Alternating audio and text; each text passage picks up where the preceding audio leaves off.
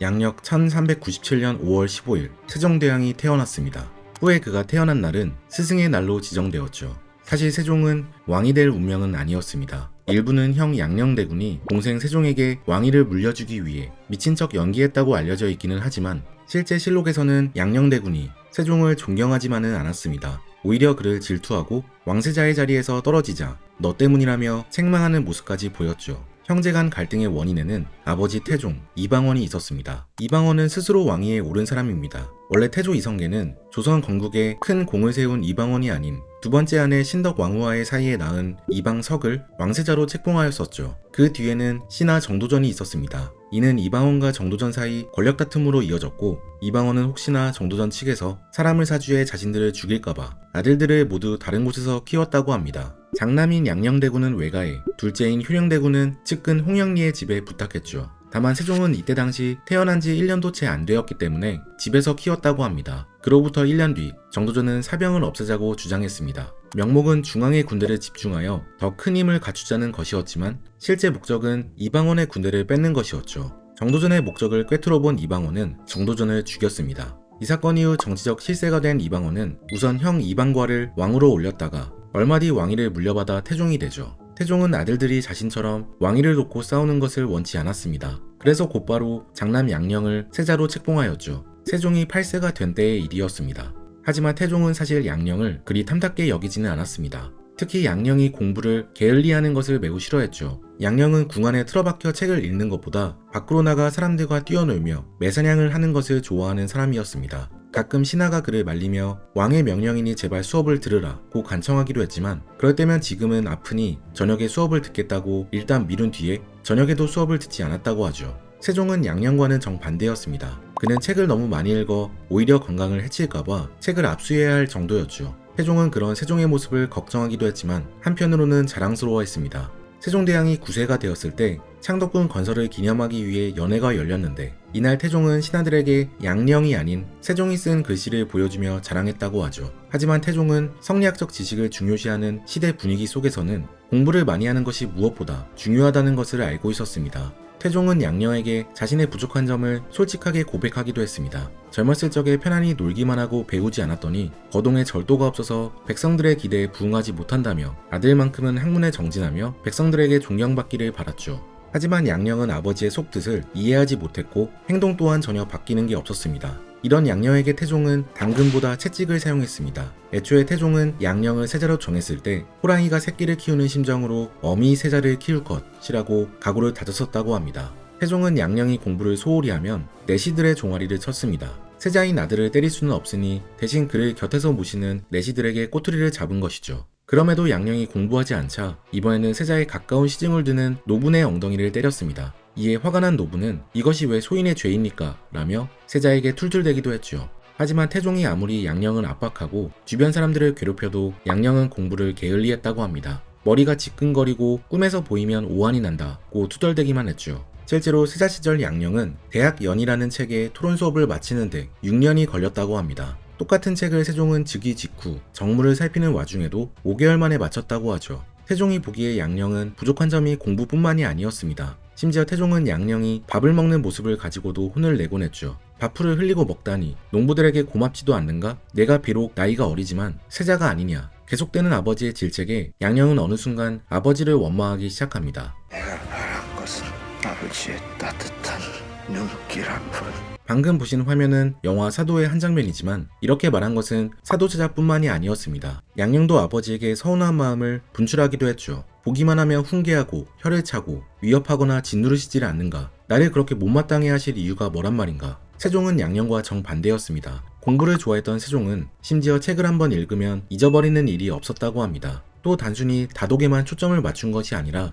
문장의 말들을 기억하고 몸소 행하려고 했죠. 그런 세종에게 한 가지 흠이 있다면 바로 운동을 싫어하는 것이었습니다. 세종은 사냥에도 전혀 흥미가 없었죠. 이에 태종은 무인의 가문인 우리 집 자손 중에 너만큼 사냥을 싫어하는 사람은 한 명도 없었다며 신기해하기도 했습니다. 양녕은 세종의 이런 약점을 물어뜯었습니다. 아버지에게 충령은 용맹하지 못하다고 말한 것이죠. 그의 말에 태종은 즉시 충령을 두둔했다고 합니다. 비록 용맹하지 않을 수는 있지만 큰 일에 있어서 대의를 결단하는 데에는 충령에 견줄 사람이 없다. 게다가 세종은 어려서부터 성격도 어질고 동정심이 많았다고 합니다. 어느 날은 길거리에 굶주린 한 거지가 진유를 받지 못해 왕도 세자도 아닌 세종을 찾아가 자신의 상황을 알렸다고 합니다. 세종이 굶주리고 추워하는 백성들을 불쌍히 여기는 것을 잘 알고 그런 것이죠. 하지만 조정의 신하들은 세종의 총명함을 좋게 보지 않았습니다. 이미 왕세자가 정해져 있는데 그를 위협할 인물이 필요하지 않았던 것이죠. 세종이 세종의 글씨를 자랑한 날 무관이었던 신극래는 술에 취한 척하며 세종이 쓴 글을 찢어버렸습니다. 사실 이건 태종의 처남이자 세종의 외삼촌인 민무구가 시킨 일이었습니다. 그는 세자 외에 똑똑한 왕자가 있으면 반드시 난을 일으킨다고 생각했죠. 평소에도 아내와 사이가 좋지 않아 외가의 힘을 꺾고 싶었던 태종은 이 사건을 계기로 민무구를 내치고 급기야 그를 죽여버립니다. 자신을 아끼던 민무구가 죽게 되자 이후 양령의 행동은 더욱 기이해지기 시작합니다. 임자 있는 여자를 건드리고 기생들을 궁에 불러들여 방탕하게 놀았죠. 세종은 형인 양령의 기행을 두고 보지만은 않았습니다. 오히려 곧 왕이 될 그에게 직언하며 마음가짐을 고쳐먹기 바랐죠. 어느 날 양령이 옷을 갖춰 입고 신하에게 물었다고 합니다. 내 옷차림이 어떠하냐? 그러자 곁에 있던 세종은 뼈 때리는 말을 건넸습니다. 먼저 마음을 바로잡고 그 후에야 용모를 닦으시기 바랍니다. 양령은 당황했지만 옆에 있던 신하도 세종의 말에 감탄하며 저하께서는 이 말씀을 잊지 말라고 핀잔을 주었다고 합니다. 이에 세자가 매우 부끄러워했다는 기록이 있죠. 또 한 번은 양령이 누나 정순공주의 남편 이백강의 첩을 노리자 이번에도 세종은 양령을 말리며 친척 사이에서 이런 행동이 옳은 일입니까? 따졌습니다. 세종의 올바른 말에 양령은 매우 분노했다고 합니다. 그리고 그 후부터는 세종을 속으로 꺼렸다고 하죠. 이 일을 알게 된 어머니 원경왕후는 둘 사이를 걱정했습니다. 세자가 충령의 이빠른 소리 때문에 자주 무안을 당해 화를 내고 있으니 훗날 그것이 빌미가 되어 형제의 우애가 갈라질까봐 두렵구나. 하지만 세종의 충언에도 양령의 행동은 전혀 달라지지 않았습니다. 태종은 양령에게 종종 세자 자리에 너 말고도 앉힐 사람은 많다며 경고하기도 했지만 양령은 절대 말을 듣지 않았죠. 하지만 양령이 세자 자리에서 내쳐지고 세종이 왕위에 앉게 된 것은 의외로 작은 편지 한 통 때문이었습니다. 양령의 여자. 바깥으로 나돌던 양령은 여자에 빠져들기 시작합니다. 사촌의 여자를 건드리는 것을 넘어 큰아버지 정종의 여자까지 건드렸다고 하죠. 방탕하게 노는 양령을 옆에서 부추긴 건 다름 아닌 구씨 형제였습니다. 구종지, 구종유, 구종수 형제는 양령에게 맛있는 음식을 바치고 새로운 여자들을 계속 소개해주며 그를 유혹하려고 했죠. 그러면서 저희 형제를 특별 대우해주소서 빌었다고 합니다. 심지어 구종수는 몰래 궁궐의 담까지 넘었죠. 군인들이 지키고 있는 궁궐을 몰래 드나드는 것은 잘못하면 왕실 권위에 도전하는 것으로 비춰질 수 있기 때문에 매우 중요한 문제였습니다. 이에 태종은 황희를 불러 세자를 어떻게 하면 좋겠냐고 물었다고 합니다. 하지만 황희는 세자는 아직 어립니다 라고 두 번씩이나 말하며 양령을 두둔해 주었죠. 이후에도 양령은 방탕한 생활을 고치지 않았고 심지어 한 유부녀를 납치하기에 이릅니다. 그녀의 이름은 어리로 얼굴이 매우 아름다웠다고 알려져 있죠. 어리는 남편이 있다며 양령을 거절했지만 어리를 갖고 싶었던 양령은 그녀에게 보물을 보내는 등 마음을 사기 위해 노력했습니다. 하지만 어리가 끝까지 거절하자 결국 양령은 그녀를 자신의 궁으로 납치한 것이죠. 이를 알게 된 태종은 분노하며 양령을 세자 자리에서 내리겠다고 선언합니다. 다만 주변 신하들이 옆에서 말려 어리를 쫓아내고 옆에서 부추긴 구씨 삼형제를 참하는 것으로 마무리 지었죠. 자신 때문에 주변 사람들이 죽어나갔는데도 양령은 반성하지 않고 또 한 번 어리를 불러들였다고 합니다. 심지어 아버지의 눈을 피하기 위해 어리를 장인 김한로의 집에 숨겨두기도 했고 결국에는 임신까지 시켜버렸죠. 아이의 유모를 구하다 어리에 대한 소문이 태종에게까지 들어가게 됩니다. 이 소식을 들은 태종은 도대체 김한로라는 자는 나의 신하인가 아니면 세자의 신하인가 탄식했다고 합니다. 세자를 바른 길로 인도하기는커녕 함께 세자와 공모하였다는 것이었죠. 결국 이 사건으로 김한로는 벼슬을 박탈당하고 어리는 또 한 번 쫓겨나고 맙니다. 하지만 양령은 이번에도 자신의 잘못을 뉘우치지 못했습니다. 세자의 선생들이 세자에게 인사드리며 공부하러 나오라고 하자 병에 들었다며 회피했다고 하죠. 이에 선생들은 혹시나 양령의 행동이 왕의 귀에 들어갈까봐 두렵다며 배가 아프면 약을 드시고 서연에 나와서 공부하십시오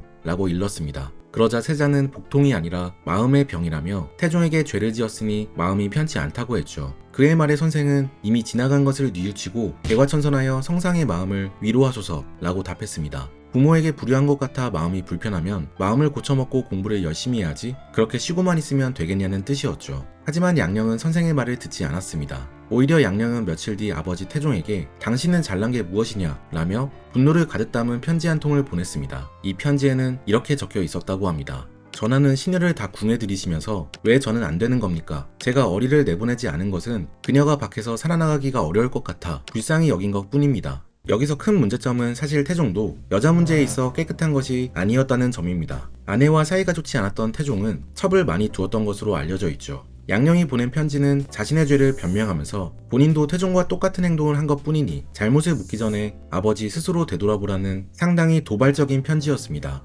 심지어 편지에는 이 첩 하나를 금하시면 잃는 것은 많을 것이고 얻는 것은 적을 것입니다 라며 반협박성 문구까지 적혀 있었죠. 자신을 욕하는 편지를 받은 태종의 첫 번째 반응은 황당함이었습니다. 그동안 세자의 잘못은 최대한 덮어두려고 했고 다만 지적은 하여 앞으로 똑같은 일이 생기는 걸 방지하려고 했을 뿐인데 오히려 아버지인 자신을 원망하고 싫어하니 어떻게 해야겠냐고 신하들에게 물었죠. 주변 신하들은 태종이 세자를 폐하고 싶어하는 것을 알고 있었습니다. 그래서 신하들은 모두 세자를 새로이 책봉하라는 의견을 내놓았죠. 유일하게 이를 반대하던 사람은 양령의 어머니 원경왕후와 황희였습니다. 태종은 계속해서 양령대군을 두둔하던 황희를 남원으로 귀양보내버립니다. 원경왕후는 황을 폐하고 아우를 세우면 후에 재앙이 생길 수 있다며 끝까지 장남을 지지했지만 결국 태종의 뜻을 꺾을 수는 없었죠. 그렇게 6월 세자 이제는 왕세자의 자리에서 내려오게 됩니다. 이후 그는 왕자들에게 내려지는 대군이라는 자코를 받고 양령대군으로 불려지게 되죠. 태종이 지어준 양령이라는 이름에는 세자에는 적합하지 않았지만 대군으로서 편안하게 살아라 라는 뜻이 담겨 있었습니다. 하지만 왕세자의 자리에서 내려온 이후에도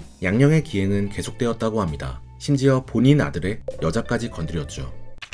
세종의 시험 때 태종은 양령을 폐위시키고 난 뒤 둘째 효령 대신 셋째 충령을 왕세자로 정합니다. 둘째 효령은 몸이 약하고 융통성도 부족하다. 내 말을 들으면 그저 빙그레 웃기만 한다고 평했죠. 충령대군은 천성이 총명하고 학문을 좋아해 춥거나 더운 날에도 밤새도록 글을 읽는다며 충령을 세자로 삼았습니다. 사실 양령은 폐위당할 위기에 처했을 때 이를 순순히 받아들이지는 않았습니다. 세종을 찾아가 내가 아버지께 내 일을 고자질했기 때문에 이렇게 된 것이다 라고 따졌죠. 하지만 다행히 양령은 왕세자 자리에서 내려온 이후에는 크게 권력에 관심을 갖지 않았던 것으로 보입니다. 자유롭게 여행을 다니고 사냥을 하며 인생을 즐겼죠. 둘째 효령은 머리를 깎고 절로 들어갔는데 어느 날 하루는 양령대군이 효령의 절 안에까지 찾아와 고기를 구워 먹었다고 합니다. 효령이 지금 불공을 올리는 중인데 이건 좀 아니지 않냐고 핀잔을 주자 양령은 아랑곳하지 않고 나는 살아서는 임금의 형이고 죽으면 부처의 형이 될 팔자 라며 즐거워했다고 합니다. 양령의 뻔뻔한 말에 효령은 할 말을 잃었다고 실록에 적혀있죠. 한편 왕세자의 자리에 오른 세종은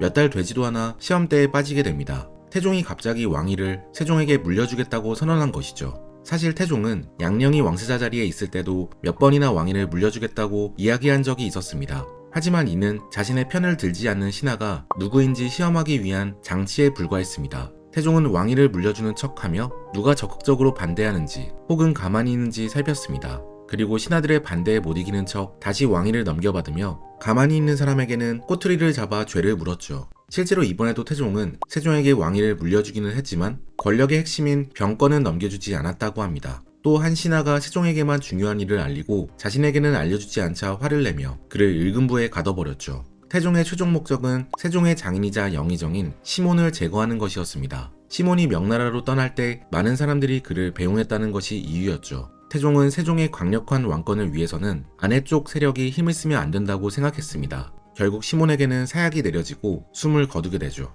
세종은 아내의 아버지가 죽었을 때 어떻게 행동했을까요? 사실 세종은 아내 소원왕후 심씨와 사이가 매우 좋았다고 합니다. 왕이 되기 전 12살의 아내를 맞은 세종은 평상시에도 아내를 따뜻하게 살피며 아내가 오고 갈 때에는 반드시 일어나서 맞고 바래다 주었다고 하죠. 하지만 세종은 태종의 뜻을 거스를 수 없었습니다. 그래서 침묵으로 일관했죠. 심지어 시몬에게 사약이 내려진 날 세종은 몸이 좋지 않았지만 일부러 연회에 참석해 신하들과 춤을 추었다고 합니다. 아버지의 뜻을 지지한다는 표현이었죠. 이 사건을 계기로 태종은 세종에게 왕위를 물려주어도 된다는 확신을 가졌고 그렇게 세종은 아내를 지킬 수 있었습니다. 일부 신하들은 죄가 있는 아버지를 둔 딸 소원왕후를 왕비로 둘 수 없다 했지만 태종은 며느리에게 죄를 묻지 않은 것이죠. 세종이 왕위에 즉위하고 처음으로 한 일은 백성들을 위해 세금을 면제해주는 것이었습니다. 이를 반대하는 신하가 있자 세종은 이렇게 말했다고 합니다. 임금으로 있으면서 백성이 굶주려 죽는다는 말을 듣고도 조세를 징수하는 것은 차마 못할 일이다. 창고를 열어 곡식을 나누어 준다 해도 오히려 미치지 못할까 염려되거늘 도리어 줄인 백성에게 조세를 부담시켜서 되겠는가. 세종이 왕위에 오르고 4년 뒤 태종은 세상을 떠나게 됩니다. 이때 경기도 이천에서 유배 생활을 하던 양령대군도 아버지의 장례에 참가하고자 한양에 올라오게 되죠. 양녕대군은 왕세자의 자리에서 폐위되고 나서도 여러 문제를 일으켰습니다. 어느 날은 밤에 담을 넘어 도망을 간 적이 있었는데 이를 두고 조정에서는 그가 이번에도 어리를 보기 위해 담을 넘었다고 수군거렸죠. 이 소문을 들은 어리는 분한 마음에 자결했다고 합니다. 태종은 이 사건을 듣고 크게 슬퍼했습니다. 이전에도 양녕대군 때문에 여러 사람이 죽어나갔었는데 이번에는 무고한 백성까지 죽었기 때문이었죠. 원래 태종은 양녕을 왕세자 자리에서 폐하면서 이렇게 한탄했다고 적혀 있습니다. 너 때문에 사형당한 자가 몇 명이고 죄를 입은 자가 몇 명이냐. 너에게 죄를 묻지 않았을 뿐이다. 태종은 어리의 죽음을 듣고 진실로 슬프고 민망하다며 억지로 양녕에게 끌려다니다가 결국 죽음에 이른 어리를 안타까워했었습니다. 문제 많은 양녕이 한양으로 올라오자 당연히 신하들은 그를 반기지 않았습니다. 태종의 장례가 끝나고 열흘이 지나자마자 신하들은 빨리 양녕을 돌려보내자고 세종에게 상소를 올렸죠. 하지만 세종은 신하들에게 부모의 장례는 인생에 한 번 겪는 일인데 같은 아들의 마음으로 어찌 차마 돌려보내겠는가 라며 반대했습니다. 사실 신하들이 걱정하던 건 양녕이 단순히 사고를 치는 게 아니었습니다.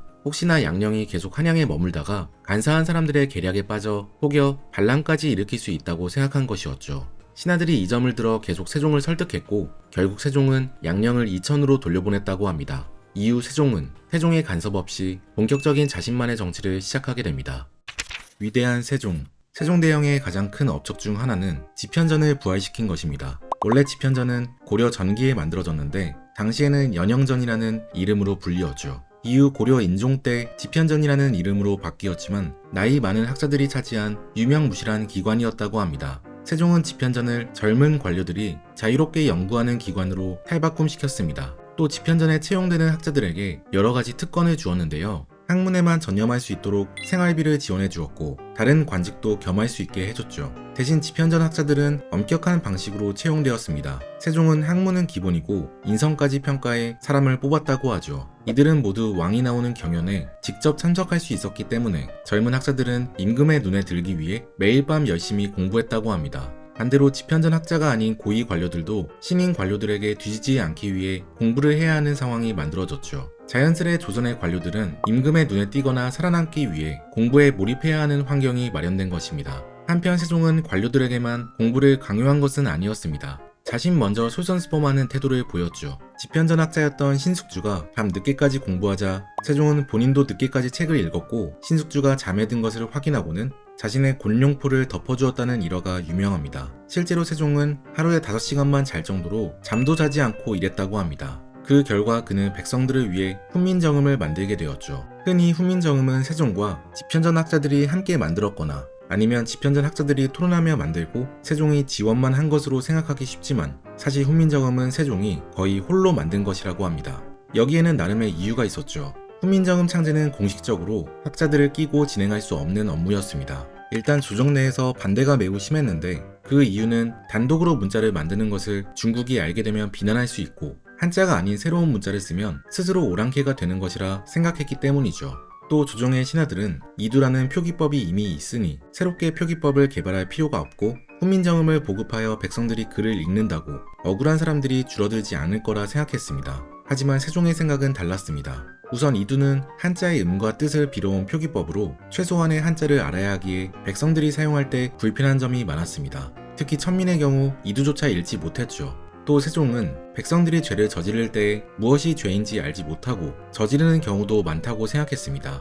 글을 읽을 수 없어 법을 모르니 어떤 행동이 옳고 그른지 알 수 없는 것이죠. 백성에게 법을 알지 못하게 해놓고는 법을 어긴 자를 처벌하면 그건 백성들에게 너무 억울한 일이라 생각했습니다. 이에 세종은 홀로 연구해 훈민정음을 만들어버립니다. 세종이 훈민정음을 혼자 만들었다는 증거는 두 가지가 있는데요. 우선 실록에 세종이 만들었다고 공표하기 전까지 어떠한 공식적인 언급도 없었다는 점입니다. 그리고 세종 때에 쓰인 모든 책에는 편찬에 참여한 사람들이 모두 열거되어 있는데 오직 훈민정음만은 임금이 친히 언문 28글자를 만들었다고 기록되어 있죠. 세종은 훈민정음을 만들고 난 다음에야 집현전 학자들을 시켜 중국 서적의 훈민정음을 활용해 발음을 달도록 했죠. 세종은 단순히 한글만 만든 것은 아니었습니다. 그는 장영시를 시켜 해시계와 물시계를 만들었고 박연을 통해 우리나라의 악기를 만들었습니다. 또 정인지를 통해 세법을 개정하고 김종서를 보내 여진족을 몰아내 나라 외적으로도 안정을 이루었죠. 완벽한 세종의 한 가지 단점이 있다면 바로 스스로를 돌보지 않은 것이었습니다. 세종은 하도 책을 많이 읽어 눈병을 얻었고 운동을 즐겨 하지 않아 하체도 약했다고 합니다. 또 풍지를 앓고 있어 온천으로 치료를 하러 가야 했지만 혹시나 자신의 행차가 백성들에게 방해가 될까 싶어 꾹 참고 견뎠다고 합니다. 세종은 아픈 와중에도 끝까지 업무를 놓지 않았는데요. 죽기 3일 전에도 업무를 보았는데 그때도 모든 일을 처리하는 것이 물 흐르듯 순조로웠고 세밀하게 살피기를 평일과 다름이 없었다고 적혀있죠. 하지만 이날 밤 세종의 건강은 급격하게 악화되었고 결국 세종은 52세의 나이로 세상을 떠나게 됩니다. 세종이 승하한 뒤 양녕대군의 삶은 어떻게 되었을까요? 양녕의 최후, 세종은 왕자를 세종에게 넘겨주면서 그가 자신의 형 양녕을 누구보다 아낄 것을 알고 있었습니다. 왕실의 권위를 위협할 만한 사람은 죽이거나 귀양을 보내는 게 일반적이지만 태종은 세종이 자신보다 훨씬 덕망 있는 사람이라는 것을 알고 있었죠. 실제로 태종은 양녕을 패하고 세종을 택하면서 주상의 효도와 우애가 참으로 지극하여 너희 형제가 다같이 보존될 수 있을 것이니 나는 근심이 없다 라고 말하기도 했습니다. 태종의 예상대로 세종은 양녕을 많이 도와주었고 가끔 잘못을 저질러도 형제라는 이유로 넘어가 주었습니다. 한 번은 양녕이 고을 수령들에게 접대를 받고 기생들을 동원한 잔치를 벌여 논란을 빚은 적이 있었는데요. 이때 사원부에서는 고을 수령들을 벌주어 대군도 스스로 반성하게 하자고 청했죠. 하지만 세종은 양녕대군을 접대했다고 고을 수령들에게 죄를 물을 수는 없다며 수령들을 벌주지 못하게 하였습니다. 시간이 흘러 양녕은 심심하였는지 이번에는 사냥을 하고 싶다며 세종의 허락을 구한 적이 있습니다. 이번에도 신하들은 양녕대군은 평소에도 행동이 싸나운데 사람들을 거스리고 마음대로 사냥하는 것은 좋지 못한 일입니다 라며 반대했죠. 하지만 세종은 형이 몸이 한가하여 심심해 사냥을 하는 것뿐이라고 일축했습니다. 걱정이 되었던 신하는 다시 한번 반박했습니다. 꿩 한 마리를 잡아도 혼자 할 수 없거늘 하물며 맹수를 잡는 데는 사람들이 많이 필요할 것이니 성 안이 비어있는 때에 사냥을 하게 하심은 국가에 옳지 못한 일이옵니다. 하지만 이번에도 세종은 양녕을 두둔했죠. 세종은 왜 이렇게까지 양녕을 감쌌던 것일까요? 국조보감에 그의 마음이 기록되어 있습니다. 내가 있는 이 자리로 말하면 원래 양녕대군의 자리였던 것이다. 오늘날 내가 대신하여 백성들로부터 봉양을 받고 있는 것이다. 세종의 마음 한켠에는 이 자리가 원래 형의 자리였던 것에 대한 미안함과 죄책감이 남아 있었던 것입니다. 이와 반대로 양녕은 왕세자의 자리에서 쫓겨나고도 반성할 줄을 몰랐습니다. 심지어 실록에는 양녕이 자신의 아들 이해의 애첩까지 빼앗았다고 적혀있죠. 아빠에게 첩을 뺏긴 이해는 이 사건으로 화병이 생겼고 주정을 부리다 사람까지 죽이게 되었다고 합니다. 이후 이해는 스스로 목숨을 끊었죠. 아들의 죽음에도 양녕은 크게 변하지 않았고 그 후에도 풍류를 즐기며 마음껏 여행을 다니며 살다가 1462년 69세의 나이, 세종보다 훨씬 더 오래 삶을 즐기고 세상을 떠났습니다. 의외로 양녕대군에 대한 평가는 시간이 흐르면서 뒤바뀌기 시작합니다. 세종실록, 세종실록의 기록과는 달리 문신 김시향의 숲을 집인 자의 필담에서는 양녕대군이 동생에게 왕의 자리를 넘겨주기 위해 일부러 미친 척하고 사양했다고 적었죠. 일부에서는 양녕이 정치적인 이유 때문에 평가가 뒤바뀌었다고 지적하고 있습니다. 효종은 인조의 두 번째 아들이었는데 형 소현세자가 죽고 난 뒤 왕위에 오르게 되었지만 일부에서는 그가 장자가 아니라는 이유로 정통성 논란이 일었죠. 이 논란은 효정이 죽고 난 뒤에 더 큰 문제가 되었습니다. 효종의 새어머니 자이대비가 상복을 입는 기간에 대해 조정은 둘로 나뉘어 차남이 죽은 것이기 때문에 상복을 1년 입어야 하는 것인지 아니면 차남이었더라도 왕이 되었으니 적장자 대우를 해주며 3년 입어야 하는지 싸웠습니다. 이때 남인 측은 능력만 있다면 누구든 적장자가 될 수 있다는 논리를 만들기 위해 양녕대군도 일부러 양보한 것이다 라는 이야기를 만들어낸 것이라는 주장이 있죠. 이후 일부 책에서는 양녕대군이 세종을 위해 왕위를 양보한 것처럼 적었지만 최근에서야 양녕대군의 진면모가 밝혀지고 있습니다. 특히 이번에 함께 읽은 책 한글대왕 세종 편에서는 양녕대군과 세종의 흥미로운 관계에 대해서 매우 상세하게 다루고 있죠. 지금까지 책트폭행이었습니다. 오늘 함께 읽은 책 한글대왕 세종, 저자 역사인물 편찬위원회. I know that I'm well away from being a perfect guy.